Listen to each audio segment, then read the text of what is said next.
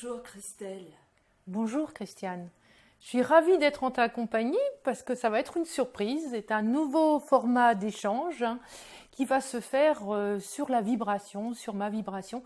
Et on va voir ce qui passe par le biais de Christiane dans le sens des questions qu'elle va poser. Oui. En effet Christelle, ça fait 2-3 ans que j'entends ce que tu dis en fait. Et voilà, j'aimerais savoir, c'est quoi ce jeu sur Terre? Qu'est-ce qu'on vient faire sur Terre? Les objectifs sont évidemment multiples selon l'antériorité de l'âme, de la conscience de la personne. Donc chacun vient chercher un petit peu comme on va faire son marché. Est-ce qu'on a besoin de salade? Est-ce qu'on a besoin d'autres ingrédients pour préparer un plat? Eh bien, l'être va choisir de s'incarner sur cette planète parce qu'on sait bien qu'il y a plein d'autres possibilités de vivre des expériences dans d'autres mondes, dans d'autres sphères. Mais si on parle vraiment de la planète Terre, l'enjeu, si on peut les résumer malgré tout à un seul enjeu, ça serait d'intégrer ce qu'est la vie, ce qui est véritablement la vie. C'est quoi la vibration d'être vivant, vivante, de ressentir ce lien avec le réel, ce lien qui nous fait exister. L'existence, ça passe en fait par ce contact avec le réel. Et bien souvent, l'être expérimente en fait une expérience illusoire de la Terre. Et c'est-à-dire qu'il ne va pas être vraiment connecté à l'expérience planétaire. Il va être comme, voilà, c'est le terme souvent que j'emploie, mais je crois qu'il est assez juste, une transe hypnotique.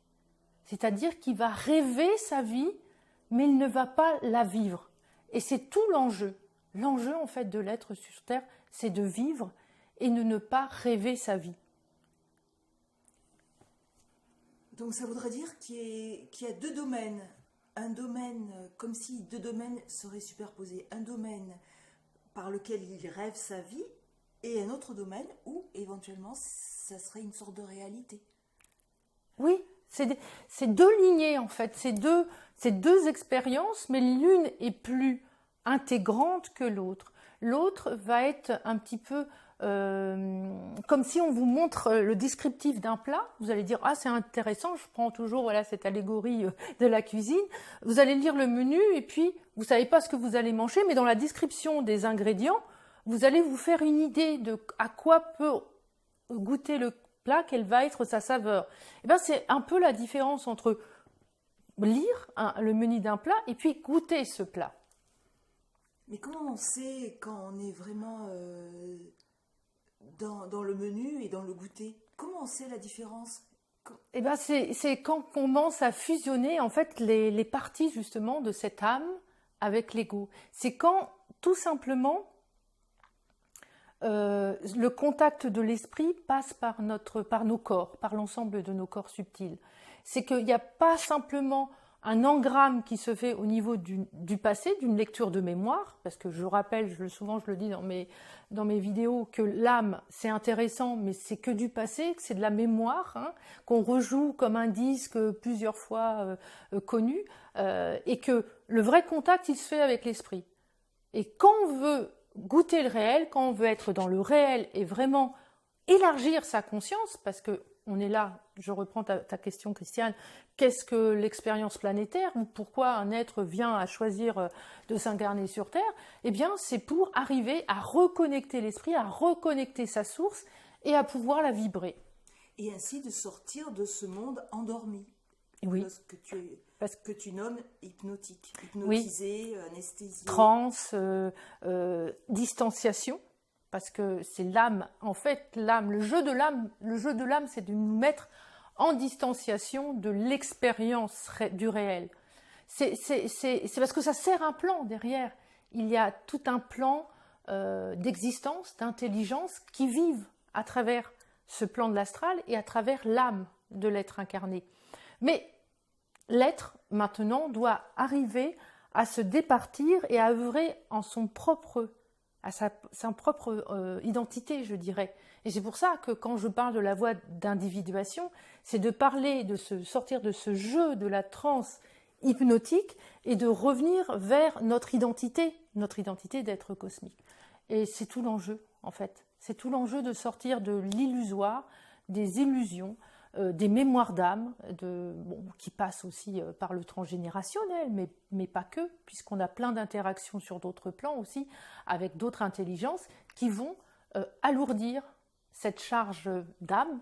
Et l'idée, c'est de l'épurer, de venir ici pour l'épurer en étant en contact avec la vibration de l'esprit.